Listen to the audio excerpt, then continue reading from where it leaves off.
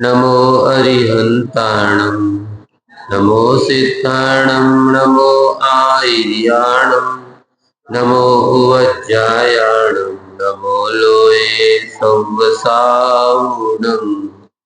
देवादेव श्री ऋषभनाथ जी भगवान की, परम पूज्य आचार्य गुरुदेव श्री विद्यासागर जी महाराज की, परम पूज्य अभिनव आचार्य श्री समय सागर जी महाराज की, पटनागंज के बड़े बाबा की, परम पूज्य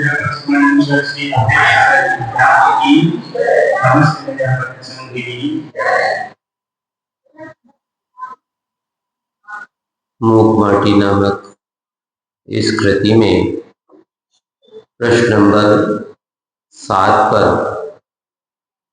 प्रसंग चल रहा है।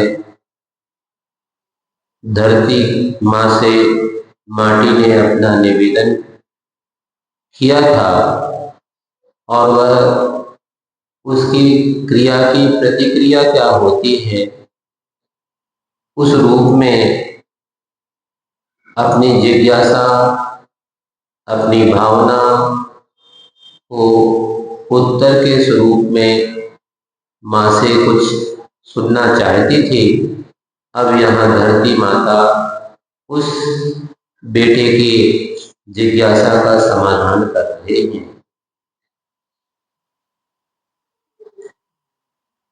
सत्ता शासक होती है बेटा, ये वाला पैराग्राफ तो हो चुका था पूर्व भूमिका में आपको, कि धरती ने कहा कि हर सत्ता में शाश्वत बना होता है। कोई भी जीव हो वह अनादिकाल से चला आ रहा है। यह बात अलग है कि एक पर्याय से दूसरी पर्याय में जाने से हमें अतीत का ज्ञान हो या ना हो, उससे कोई फर्क नहीं पड़ता, किंतु उस पर्याय से इस पर्याय से अगली पर्याय में आना जाना सतत बना रहता है। कारण क्या रहता है कि हम सबकी अज्ञानता, हम सबका भूल इस पर्याय से पर्यायांतर के लिए कारण बनता है। जैसे कि कोई बीज आपके पास में है, उस बीज को अगर आपने मिट्टी में बपन किया, बोया, योग्य खाद, हवा, पानी उसे प्राप्त हो जाए तो वह अंकुरित हो जाता है। अंकुरण होने के बाद वह धीरे धीरे विकसित होता है, फसल आ जाती है तो उसमें यथा समय पर फूलने का काम हो तो फूलती भी है और बाद में फल भी लग जाता है। पुनः आपको फल से बीजत्व की प्राप्ति हो जाती है। पुनः वही बीज का काम करता है, तो यह बीज और वृक्ष का संबंध जैसे हमेशा बना रहता है, इसी प्रकार से हर सत्ता में, हर जीवत्व में शाश्वत बना होता है और प्रति सत्ता में होती है अनगिनत संभावनाएं। किसी भी में ऐसा नहीं है, क्योंकि अन्य दर्शनों की ऐसी मान्यताएं हैं कि त्रियंश है वह त्रियंश ही बना रहेगा, मनुष्य है तो वह मनुष्य बना रहेगा, नारकी है तो वह नारकी ही रहेगा, देव है तो देव ही पर्याय में रहेगा। ऐसा नहीं है। क्यों? फिर फिक्सेशन हो गया, निश्चित बना हो गया कि अब उस पर्याय से दूसरी पर्याय में नहीं जाएंगे। क्या आप जानते हैं कि कोई बालक विद्यालय में पढ़ने जाता है और उसका प्रवेश आपने कक्षा में करवा दिया। आज तो प्ले नर्सरी से ही शुरू हो जाता है, फिर LKG, UKG, उसके बाद फर्स्ट कक्षा आती है। अब पहली कक्षा या जिस भी कक्षा में वो विद्यार्थी है, जीवन भर उसी कक्षा में रहेगा, ऐसा होता है? नहीं होता। क्या होता है फिर? अगर उसमें योग्यता है और उसने साल भर अध्ययन किया है, प्रश्न पत्र उसके सामने पहुंचता है, वह उस पर अपना उत्तर लिख देता है, उसका मूल्यांकन किया जाता है और मूल्यांकन में जितना उसे अंक प्राप्त होते हैं उस हिसाब से अगली कक्षा में तो पहुंच जाता है, उससे और पढ़ाई करता है तो उससे अगली से अगली कक्षाओं में क्रमशः विकास होता रहता है। यह तो अपने यहाँ इस देश की व्यवस्था है, मगर विदेशों में ऐसी भी व्यवस्था है कि आप मान लो 10वीं पास हो गए हैं, अब अगली कक्षा कौन सी आएगी? 11वीं आएगी। मगर विदेशों में ऐसी पढ़ाई की और उन्नत व्यवस्था है कि बच्चे में अगर योग्यता है तो 11वीं में जाने की आवश्यकता नहीं है, वो 10वीं के बाद सीधी 12वीं की भी परीक्षा दे सकता है। इतने ही नहीं, अगर उसमें योग्यता है तो वह सीधे ग्रेजुएशन की जो कक्षाएं होती है उनकी भी परीक्षा दे सकता है, पोस्ट ग्रेजुएशन की भी परीक्षा दे सकता है। तो आप एक साल में ही अनेक अन्य कक्षाओं को भी पार कर सकते हैं। भारत में भी वैसे ही व्यवस्थाएं धीरे धीरे आ रही हैं, इसीलिए यहाँ कहा जा रहा है कि यह सत्ता अगर उसमें योग्यता न हो तो जैसे एक कक्षा में बैठे रहो जीवन भर, ऐसा नहीं होगा। उसी प्रकार से मनुष्य मनुष्य ही बनता रहेगा, ऐसा नहीं है। मनुष्य में योग्यता है कि वह आगामी अपनी उन्नति भी कर सकता है, और अगर उन्नति नहीं करता तो फिर अवनति का रास्ता तो खुला ही हुआ है। इसलिए उत्थान पतन की वह अनगिनत संभावनाएं बनी हुई हैं। कैसे खसखस का दाना सा बहुत छोटा होता है, बड़का बीज हुआ, बरिया का, बड़का, बरगद का, कुछ भी नाम आप कह सकते हैं। कितना बड़ा होता है? हाथी के बराबर। हाथी के बराबर फिर कैसा होता है? बहुत छोटा होता है। दृष्टांत में आपको समझाया कि खसखस का दाना। अब कोई अगर खसखस ही नहीं देखा हो तो फिर क्या? फुसफुस नहीं, हाँ नहीं, फुसफुस समझ जाए। हाँ, अगर खसखस ना भी देखा हो तो राजगिर तो देखा होगा। कई लोग उसको रामदाना भी बोलते हैं, रामदाना भी उसको बोलते हैं, जिसके लड्डू बनते हैं। वैसा ही छोटे आकार का वह बीज होता है, किंतु जितना बीज है वो तय वृक्ष होगा। ऐसा क्या? नहीं, फिर उस बीज का वपन हो जाता है, और कहीं कहीं तो बोने की भी आवश्यकता नहीं पड़ती है। कई बार आपने देखा होगा किसी मकान पर, किसी भवन पर, किसी मंदिर आदि पर भी उसका बीज पहुंच जाता। उसके ऊपर बीज कहां से पहुंच गया? क्योंकि पक्षी उस फल को खा लेते हैं और उनकी बीज से वह वहां पहुंच जाता। अथवा कभी कभी इतना छोटा हल्का होता है कि वो उड़ करके भी हवा के प्रभाव से पहुंच सकता है, और वहां पर उसको मिट्टी की आवश्यकता नहीं है, जैसे खेत की मिट्टी ही चाहिए हो। छोटा सा संद में भी वह पहुंच जाता है। अब मान लो गर्मी का समय में पहुंचा था तो नष्ट हो जाना चाहिए, नहीं, वह वहां पड़ा रहता है, और समय पर उसमें खाद पानी मिल जाता है तो वह वहां अंकुरित हो जाता है। जैसे कि श्री पद्म पुराण जी का स्वाध्याय कर रहा था एक बार, और उसमें एक प्रसंग आया कि कुछ बीज ऐसे होते हैं जिनको बोने की आवश्यकता नहीं पड़ती। कुछ तो बोना पड़ता है, किन्हीं किन्हीं बीजों को वपन करने की आवश्यकता नहीं पड़ती। हमें समझ में नहीं आया ऐसा कैसे होगा? बिना बीज बोए फसल की प्राप्ति कैसे हो जाती है? मगर आपने अगर देखा हो कि अभी बरसात के सीजन में वो होता है, क्या होता है?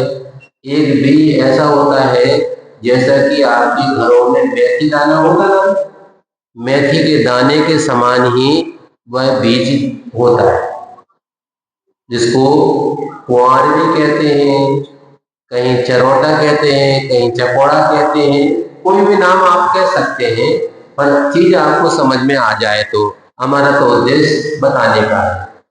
और उसकी खेती भी होती है, मगर उसको बोने की आवश्यकता नहीं पड़ती है। वह लगभग दीपावली के पहले ही उसकी फसल आ जाती है, अब फसल आ गई तो जिनको आवश्यकता होती है वह उनके बीजों को इकट्ठा कर लेते हैं, नहीं तो वो वहां से ही बीज फली में जहाँ लगा है चटक जाता है, सूख जाता है और वहीं नीचे झड़ जाता है। अब झड़ करके नष्ट नहीं होता, वो पड़ा रहता है। पूरी ठंडी निकल जाएगी, पूरी गर्मी निकल जाएगी, और जब बरसात होती है तो बरसात में भी वो नष्ट नहीं होता। योग्य इसलिए कहा जाता है कि श्री स्टोपदेश नामक ग्रंथ में आचार्य श्री पूज्यपाद स्वामी जी ने लिखा, योग्योपादान योगेन दृष्टः स्वर्णता मता। योग्य उपादान तो है, किंतु योग्य निमित्त भी मिलना आवश्यक है, वह अंकुरित हो जाता है और पुनः बीजत्व को प्राप्त करके वह पौधा बन जाता है, फल आ जाते हैं, पुनः बीज का वपन होता है। इसी प्रकार से बढ़ के बीज है, समुचित क्षेत्र में उसका वपन हो। योग इसलिए कहा गया है कि अगर कोई व्यक्ति ये सोचे कि भैया अपन कहाँ खेती कर पाएंगे, खेत तो अपने पास में है नहीं, ये काम करो, गेहूं बोना है अपनी छत है ना, छत पर डाल दो, हो जाएगा। खेत में क्या करते हैं, कुछ बोने की क्रिया होती है, वो कुछ धान लगती छिटका की कहलाती, ऐसे छिटकते हैं, उसके पहले उसके लेबल तो कर लेते हैं, पर बोने की आवश्यकता नहीं पड़ती। कहीं कहीं उसके रोपा इकट्ठे लगाए जाते हैं और रोपा उखाड़ करके लगाया जाता है। तो एक पद्धति वो है, दूसरा छिटका की होती है, तो छींट करके इसी प्रकार से जैसे सरसों होता है, उस सरसों को बोने की आवश्यकता नहीं पड़ती, बस ऐसे छिड़क दो, वह अपना अंकुरण कर लेता है। इसलिए समुचित क्षेत्र में, अगर उचित क्षेत्र नहीं हो, आप चट्टानी एरिया है तो चट्टानों पर अगर बीज डालेंगे तो फिर वह अंकुरण होने की संभावना बहुत क्षीण है। इसलिए समुचित क्षेत्र में उसका वपन हो, किसका, बढ़कर बीज का।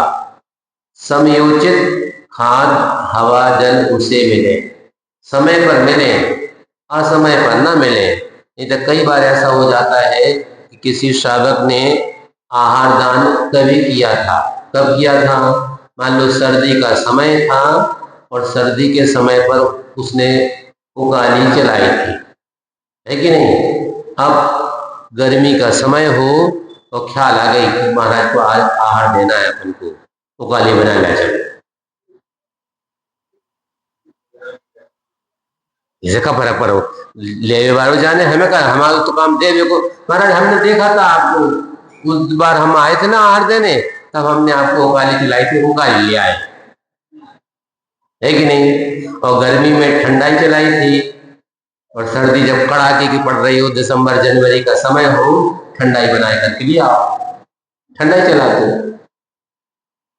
चलाने से मतलब हमें, इससे हमें क्या लेना देना कि आपको अनुकूल होगी कि प्रतिकूल होगी। तो जैसे श्रावक हुआ अगर विवेक नहीं रखेगा तो वह वस्तु लेने की योग्य तो होती है, बस समय क्या है उसका, लेने का समय है या नहीं है।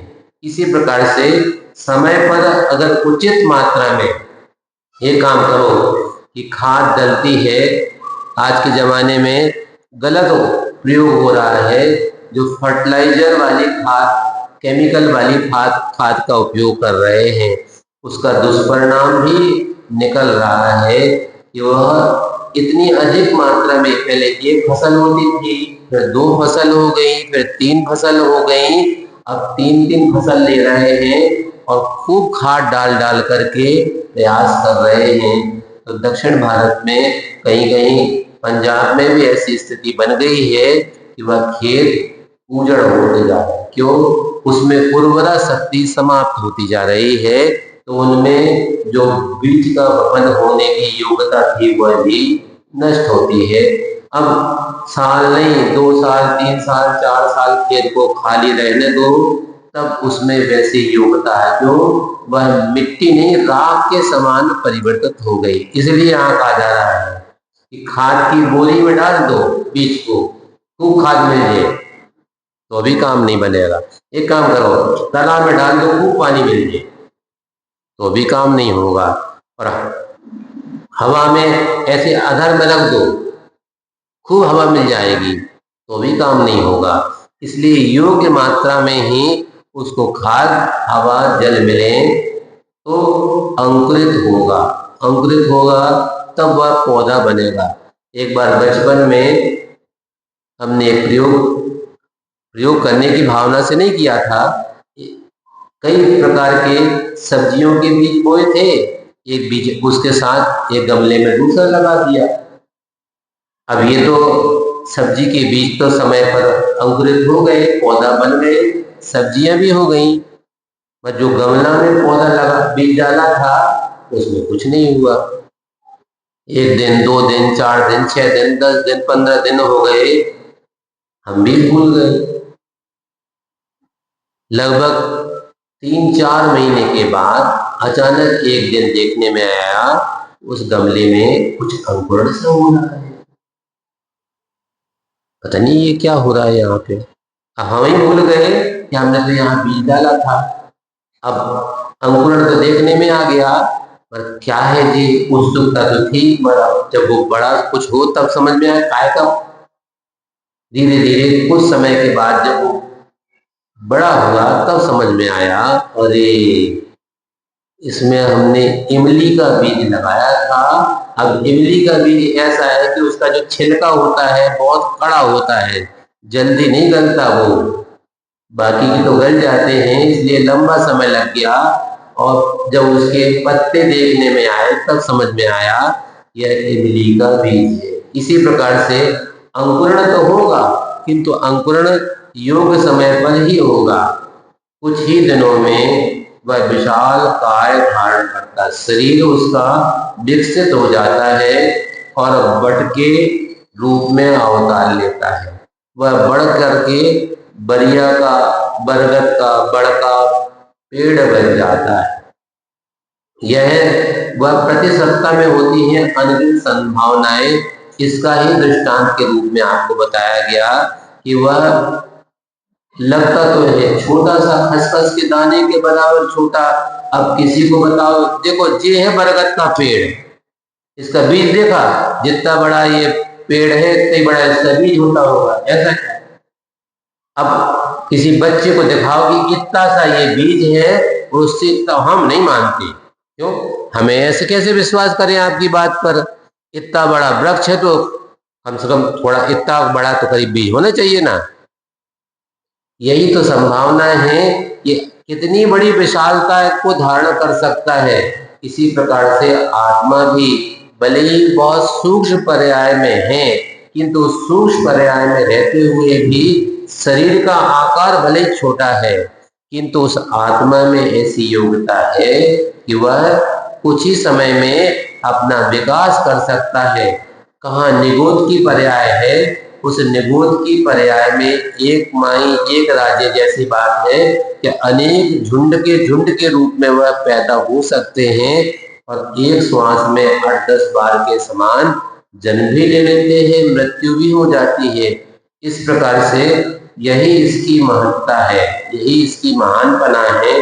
क्या है? सत्ता शाश्वत होती है, सत्ता भास्वत होती है बेटा। उस सत्ता में शाश्वतपना, अनादिपना बना रहता है और उसमें भास्वतपना, तेजस्वीपना भी प्राप्त हो सकता है। कहाँ एकेंद्रीय पर्याय, कहाँ उसका विकास हो रहा है, विकलेंद्रीयपना आ गया। असंगी पंचेंद्रीय भी हो सकता है, संगी पंचेंद्रीय पर्याय भी हो सकती है और धीरे धीरे वह विकास होकर के आत्मा से परमात्मा पद को प्राप्त हो जाता है, दिव्य ज्ञान को प्राप्त कर लेता है, केवल ज्ञान की उपलब्धि होकर के निर्वाण की प्राप्ति कर लेता है। कौन कर लेता है? वही छोटा सा जीव जो पहले छोटी सी एकेंद्रीय पर्याय में था। अब आपको पता चलेगा, अरे भैया ये एकेंद्रीय पर्याय से केवल ज्ञान को प्राप्त कर सकता है, सीधे तो नहीं प्राप्त कर सकता, किंतु उसमें योग्यता तो है कि अगर चाहे तो वह ग्रंथों में एक प्रसंग आता है कि महाराज जब अभव्य जीव हो जिसे सम्यक दर्शन प्राप्त करने की योग्यता भी नहीं होती, तो फिर एक कर्म है केवल ज्ञानावरण कर्म। ज्ञानावरण के कितने भेद प्रभेद होते हैं? 3 के 4 5 होते। कौन से 5 होते? कौन से 5 ज्ञान होते? मध्य ज्ञान, शुद्ध ज्ञान, अवधि ज्ञान, मनःपर्यय ज्ञान और केवल ज्ञान। ये 5 ज्ञान हैं। इन 5 ज्ञानों को आवृत करने वाले तत्त नाम वाले आवरण कर्म हैं। इन 5 को अब केवल ज्ञान तो होना नहीं है, तो केवल ज्ञानावरण कर्म क्या करेगा? वहां पर काम तो करता है, अब उसका प्रतिफल आपको मिले या ना मिले यह अलग बात है। इसी प्रकार से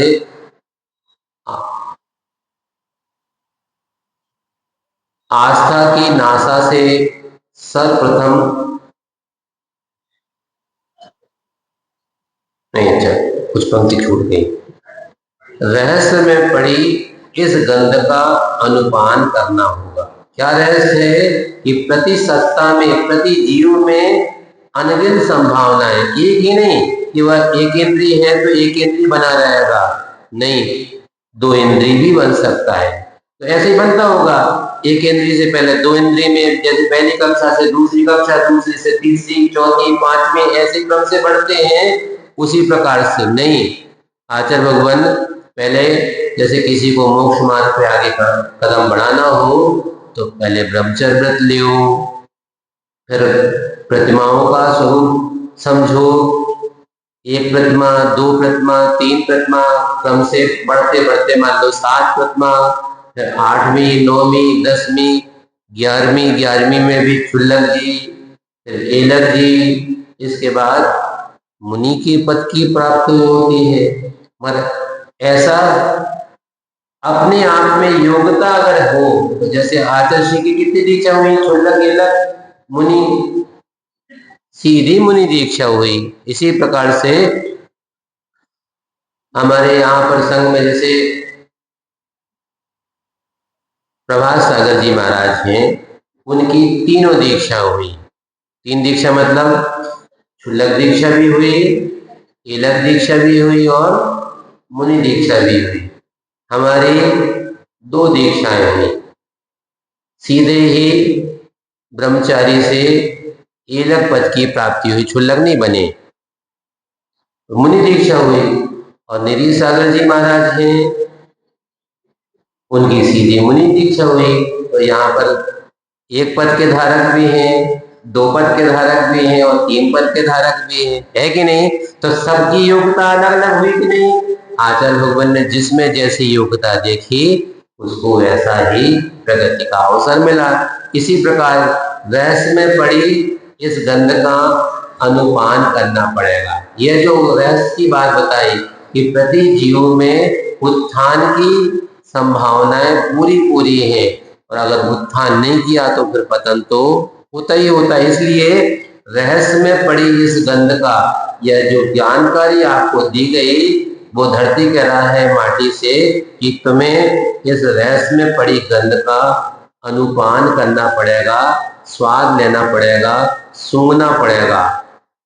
सूंघने के लिए क्या करना पड़ेगा? माटी में नाक होती क्या? आप देखेंगे अगर सचित्र मुख माटी तो उसमें नासा मिट्टी की नाक भी बनाई गई है। अब जब देखोगे, कोई खोल के देखने का प्रयास किया क्या? देखो कोई नहीं, बिट्टू सबके पास में है। महाराज फुर्सत के मारे टाइम हो तब तो, अरे मतलब व्यस्तता के मारे टाइम हो तब तो इधर से जाए और बस इधर से उठे और महिलाएं कहें कि हमें रोटी बनाने हैं, रोटी बन गई है तो खाने हैं, अथवा घर के सदस्य को खिलाना है, और पुरुष लोग उठे और बस यहाँ से गए, भोजन किया और दुकान पे चले गए। बस फुर्सत के बाद टाइम कहाँ है? महाराज अगर देखने का प्रयास करेंगे तो सचित्र मुख माटी आपको मोबाइल में डली है। विद्यासागर.गुरु वेबसाइट का नाम है, उनका एक ऐप भी है। उस ऐप में अगर जाकर के देखेंगे सचित्र मूकमाटी, उसमें आपको वह दृश्य देखने को मिल सकता है। इसलिए यहाँ कहा आस्था की नासा से सर्वप्रथम इस बात को, इस रहस्य का सुगंध लेना पड़ेगा। समझी बात? अच्छा, और यह भी देख, सुन सुन और बात सुनाती हूँ। धरती अपनी बेटी मातृ से कह रही, सुन और भी बात बताती है। कितना खुला विषय है कि उजली उजली जल की धारा, जैसे कि बादल काले काले जो बादल होते हैं वो वर्षा करते हैं, पर एक बादल होते हैं कपसिया बादल कहलाते हैं, सफेद सफेद रंग के बादल होते हैं। कब होते हैं? अभी तो श्रावण चल रहा है, भादों के बाद जब कुआर का महीना, आश्विन का महीना जिसको कहते हैं, उस आश्विन के महीने में उन बादल को आप देखेंगे तो आकाश में एक से एक अनेक आकार प्रकार के बादल होते हैं। और कभी कभी तो इतना नयनाभिराम दृश्य देखने में आता है कि आप मंत्रमुग्ध होकर के उन्हें देख सकते हैं। पर देखते देखते हवा चली और कब वो कहाँ विलीन हो गए। उन बादलों से जल वृष्टि नहीं होती, किंतु जो काले काले बादल होते हैं उनसे बरसात होती है। तो इसलिए यहाँ लिखा कि काले काले बादल है, इसलिए पानी भी काला काला गिरता होगा। ऐसा गिरता है? नहीं, वो तो बादलों की सघनता से कालापन देखने में आता है, किंतु जल की वृष्टि तो उजली उजली ही होती है। साफ स्वच्छ जल ही उससे गिरता है, बादलों से झड़ती है। और धरा धूल में आप धूमिल हो, दलदल में बदल जाती। वह जो आकाश से बादलों से जल की धारा नीचे आती है, अगर यहाँ धरा पर यानी पृथ्वी पर धूल हो, बहुत अधिक मात्रा में धूल हो, विदेशों में यह स्थिति नहीं बनती। वहां तो एकदम साफ स्वच्छ सड़कें रहती हैं, चिकनी सड़कें रहती हैं, किंतु यहाँ पर आपको देखने में आ सकता है कि जहाँ भी धूल हो वहां पर अगर वो जल वृष्टि होगी तो वह यहाँ जैसे ही मिट्टी को स्पर्श करेगी बूंद, और धूमिल हो जाएगी, परिवर्तन हो जाएगी और दलदल में बदल जाएगी। वही धारा यदि नीम की जड़ों में जा मिलती है तो कड़का में ढलती है। मतलब पानी कड़वा कड़वा निकलता होगा? नहीं, पानी तो जैसा है वैसा ही है, किंतु यही उसकी विशेषता है कि जैसा स्थान होता है उस रूप में वह बदल जाती है। इसलिए नीम की जो जड़ है उसमें पहुंच करके वो पानी कड़वेपन में परिवर्तित होकर के पौधे में ऊपर पहुंच जाता है।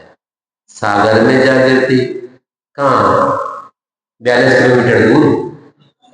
ये वाला सागर नहीं, सागर से तात्पर्य समुद्र। समुद्र में जा गिरती लवणाकर कहलाती वह। पानी कैसा होता है सागर का?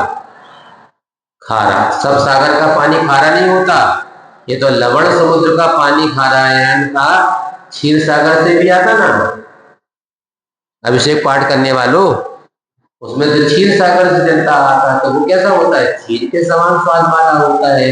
इसलिए सभी सागर का ऐसा नहीं होता है, किंतु यहाँ पर जो लवण समुद्र है उसमें पानी जो होता है वह लवणाकर, तो लवण के समान स्वाद वाली हो जाती है वही धारा बेटा। और विषधर मुख में जा, विष को जिसने धारण किया है ऐसा सर्प है, उसके सर्प के मुख में अगर चली जाती है वह जल की धारा तो क्या होता है? विष हाला में ढलती है, वह विष के रूप में परिवर्तित हो जाती है। एक विष का नाम है हलाहल, कहीं कहीं हालाहल भी कहते हैं उसे। ऐसा विष कि वह थोड़ा सा मात्रा में भी हो तो भी मृत्यु के लिए कारण बन जाता है। आचार्य भगवान बताया करते थे कि एक विष होता है पोटेशियम साइनाइड के नाम से। उसकी विशेषता यह है कि आज तक कोई भी व्यक्ति उसका स्वाद कैसा होता है नहीं बता पाया। क्यों? इतना तीव्र मारक होता है कि बहुत से लोगों ने प्रयास करने का प्रयास किया भी कि हम बता देंगे, रेखा खींच देंगे कि लाल, पीली, नीली, आड़ी, पीली, ऐसा इसका सिंबल ये होगा कि अत्यधिक कड़वा है कि अत्यधिक मीठा है। जिह्वा के अग्रभाग पर रखा नहीं और इतना तीव्र गति से वह शरीर में व्याप्त हो जाता है कि मृत्यु हो जाती है। इसलिए विषधर के मुख में, सर्प के मुख में वही पर जल की धारा पहुंचती है तो वह विष के रूप में, हाला के रूप में ढल जाती है और सागरी सुप्तिका में गिरती। सागर यानी समुद्र में सुप्तिका होती है, जिसको सीप कहते हैं अपने देसी भाषा में, उसमें गिरती है। और स्वाति का काल हो, कोई का नाम है स्वाति, कोई मोड़ी की बात नहीं चल रही, स्वाति नक्षत्र का समय हो, हर नक्षत्र का प्रभाव नहीं है, और स्वाति नक्षत्र में ही ऐसी विशेषता होती है कि सागरी सुप्तिका में जाकर के वह जल की वृष्टि, जल की बूंद मुक्तिका बन जाती है। मुक्तिका मतलब मोती के रूप में परिवर्तित जाती है, झिलमिलाती है बेटा, आपको आकर्षण में कारण बन जाती है कि बहुत से व्यक्ति उसे अपनी अंगूठी में लगाते हैं अथवा कुछ हाथ वगैरह में पहनते हैं, कुछ माला के रूप में उसका प्रयोग कर लेते हैं। वही जली सत्ता, जल की सत्ता है तो जल में अनगिनत संभावना हुई कि नहीं हुई। जैसी संगति मिलती है वैसी मति होती।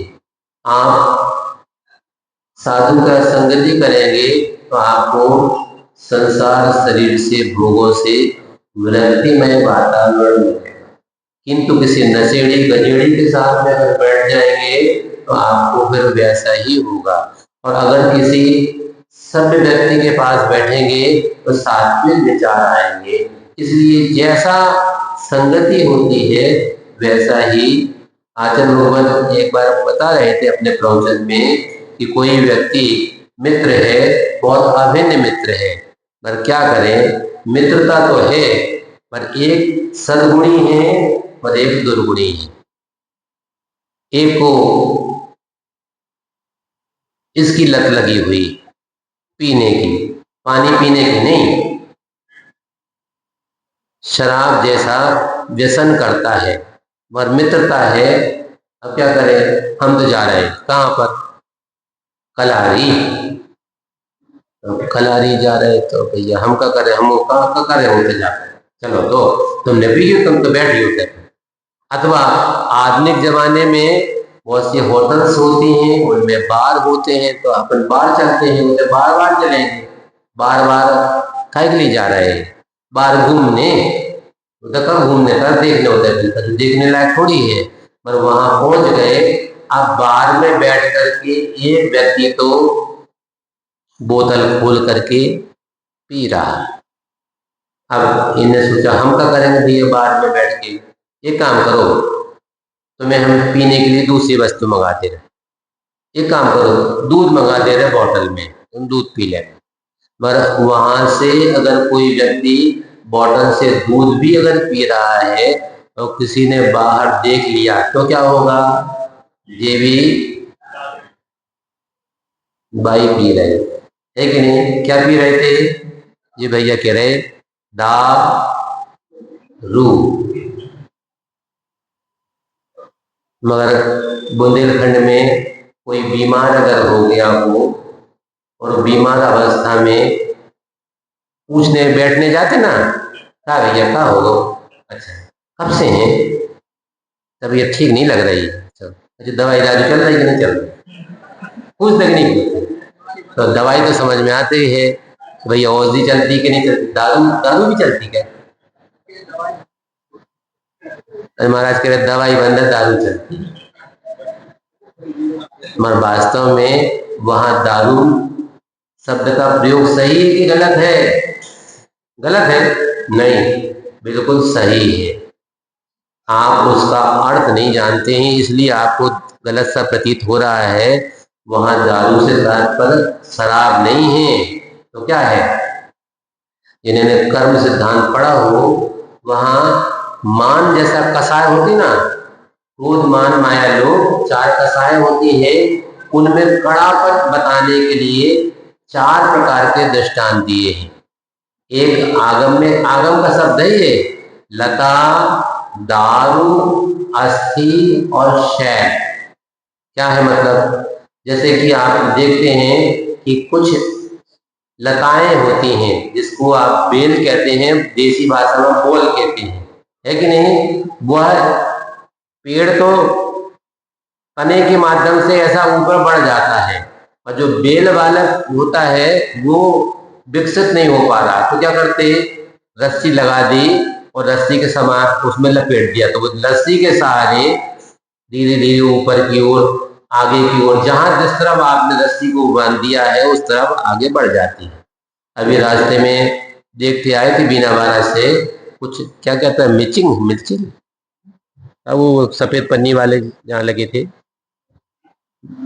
कौन सी नई पद्धति से खेती होती है, पन्नी लगाते ना, और पन्नी लगाने के बाद है, हाँ, ड्रिप इरिगेशन तो है, पर उसके साथ उसको मिचिंग, ऐसा कुछ नाम,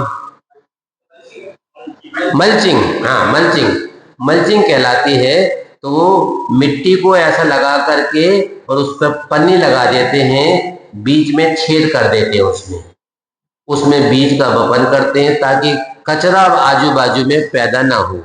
फिर हो गया, अब क्या करें? तो उसके बाजू में सहारे से लकड़ी लगा देते हैं, और लकड़ी में वो बेल लपट करके ऊपर बढ़ जाती है।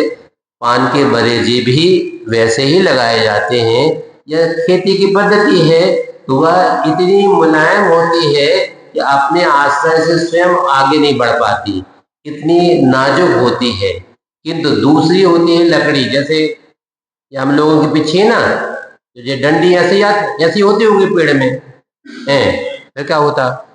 ये होती तो बिल्कुल सीधी है, लंबी, फिर इसको पानी में फूलने के लिए डाला जाता है, फूल जाती है, तो फिर धीरे धीरे गिलास लोटा वगैरह है उसमें इसको हल्के हाथ से धीरे धीरे धीरे धीरे धीरे धीरे मोड़ते हैं, तो मोड़ते मोड़ते मोड़ते ऐसा करके ये शेप दे देते। तो ये जो लकड़ी है वह है दारू। फिर उसके बाद है अस्थि यानी हड्डी, और उसके बाद है शैल यानी पहाड़, पाषाण। तो जैसे काठिन्यता, कठोरता बढ़ती जा रही है, तो वह जो दवा, दारू शब्द है, दवा से तात्पर्य, क्योंकि आयुर्वेद की चिकित्सा पद्धति पहले चलती थी, उसमें एक होता है रस रसायन, विविध प्रकार की भस्में होती हैं, वह तो है दवा। और दारू मतलब तुम तो काष्ठ औषधि ले लो, फलाने को काढ़ा ले लो, तुम्हारी तबीयत ठीक हो जाए। तो ये जो काढ़ा बनाने की पद्धति होती है, काष्ठ औषधियां होती हैं, वे हैं दारू, ना की ऐसी वाली दारू। अब सही हो गई गलत होगा? सही है, महाराज तो सब सही होने हैं। तो जैसी संगति मिलती है वैसी मति होती है, और जैसे मति होती है वैसी गति होती है, अग्रिम।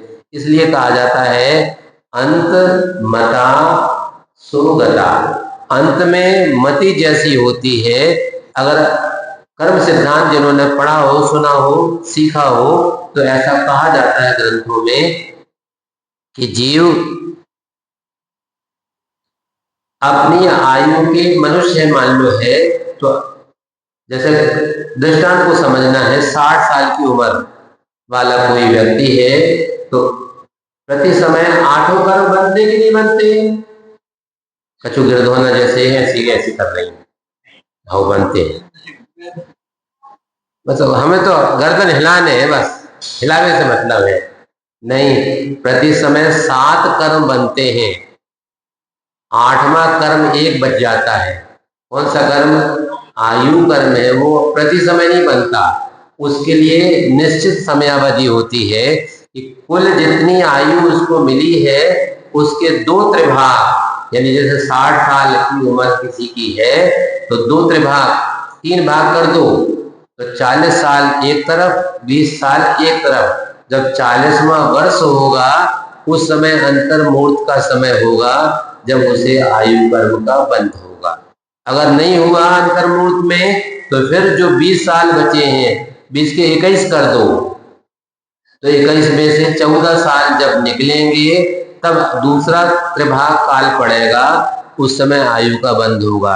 ऐसे करते करते 7-8 बार स्थिति बन सकती है जब आयु कर्म बंद करने का अवसर आता है। मान लो उन सब अपकर्ष काल कहलाते निकल गए, आयु कर्म नहीं बंधा, तो फिर आपको मरने के अंतर मुहूर्त पहले आयु कर्म का बंद होगा ही होगा। WT कोई नहीं जा सकता। WT क्या होता? Without ticket. एक बार एक व्यक्ति ने भले जोक में सुनाया था, कोई व्यक्ति यात्रा कर रहा था और उसने सो गया। अब रात में मान लो 2 बजे थे, TC आया, टिकट टिकट टिकट। अब दिमाग तो खराब हो गया, चाहता तो जेब से निकाल करके दिखा देता। उसने कह दिया WT। कहाँ जा रहे हैं? मान लो बॉम्बे। तत्काल उसने, कहाँ से बैठे? परेशान मत करो, अरे कहाँ से बैठे ये तो बताओ। बता दिया, बीना से। बीना से बैठे बम्बई जा रहे हैं, ठीक है, ले आओ इतने रुपया ले आओ। क्यों? काहे के लिए रुपया ले आओ? आपने कहा था WT।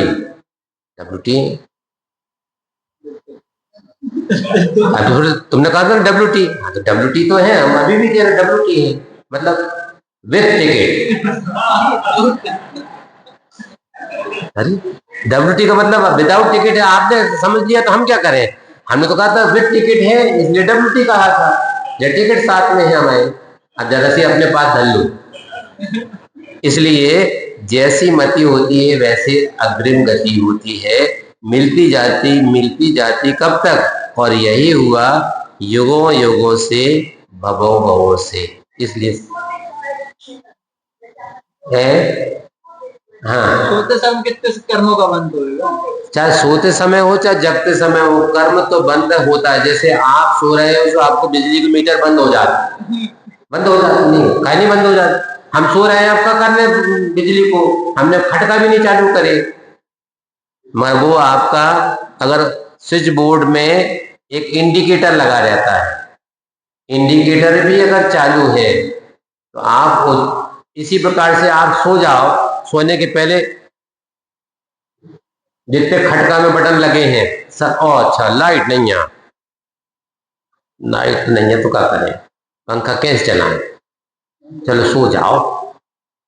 सो गए और जितने बटन थे सब चालू हो गए। आपकी नींद लगने के बाद बिजली आ गई, तो अब आप तो उपयोग नहीं कर रहे ना, तो मीटर नहीं चलना चाहिए, ऐसा है क्या? मीटर तो चालू रहता है, आप उपयोग करो या ना करो। उसी प्रकार से कर्म का मीटर तो प्रति समय चालू है, आप उपयोग करोगे तो ठीक है, नहीं करोगे तो इसलिए आप जैसे कि दुकान खोलो और दुकान में आपने 1 नंबर के बिल रखे हैं और गलती से लोभ में आ गए कि GST बच सकत है, वे फलाने वाले हैं, वे इतो माल ले आते हैं, वे 28% ड्यूटी लगती है इस पे, वे तो कह रहे थे कि हम तो 5% ड्यूटी में ले आते हैं, तो अपन भी एक बार ऐसा कर लो, 2 नंबर को बिल बनवा लो। करियो ने गलती से हमारे, तो महाराज आपने बताई तो हम ऐसा करे आए। हाँ, नहीं तो हमने इससे पहले वार्निंग दे दी, ऐसी गलती आपने कर बैठना, किसी के प्रलोभन में आ गए और आपने भी ऐसी, अथवा कच्चा बिल बनवा लो, कच्चे बिल में माल ले आओ और ले आए और संयोग से उसी समय GST इंस्पेक्टर आ गया और सामने धर वो बिल में लगो। अब हमने पहली बार तो करी गलती, चाहे पहली बार करी हो चाहे आखिरी बार हो, जुर्माना तो लगेगा ही लगा। इस प्रकार से बुढ़िया सदगुरु श्री विद्यासागर जी महाराज की